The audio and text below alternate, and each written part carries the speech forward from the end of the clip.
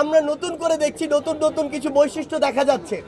বিগত 16 বছর ধরে যে মানুষরা একটি মাত্র কথা বলার সাহস করেনি, বিগত 53 বছরে যারা এই লুপ হোলগুলো নিয়ে রাস্তায় নামার খুব একটা সাহস করেনি, সেই মানুষগুলো একটি অন্তর্বর্তীকালীন সরকার গঠন হওয়ার সাথে সাথে চাচ্ছে 16 দিনের মধ্যে সব সমস্যার সমাধান হয়ে যাবে।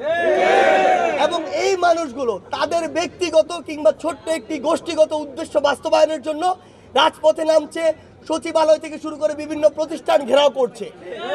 আমরা মনে করি তারা যদি এই ধৈর্যটুকু না ধরে যে এত বড় একটা ক্ষতপূর্ণ রাষ্ট্রের সংশোধনের জন্য যে একটি সময় প্রয়োজন, সেই সময়টুকু না দিয়ে তারা যদি তাদের জায়গা থেকে এই ব্লকেটগুলো বিভিন্ন জায়গায় করে, তার মানে তারা রাষ্ট্রের স্থিতিশীল অবস্থা হওয়ার জন্য যে ফ্লোটি দরকার এই ফ্লোতে বাধা দিচ্ছে এবং তাদের অবশ্যই ভিন্ন কোনো উদ্দেশ্য রয়েছে।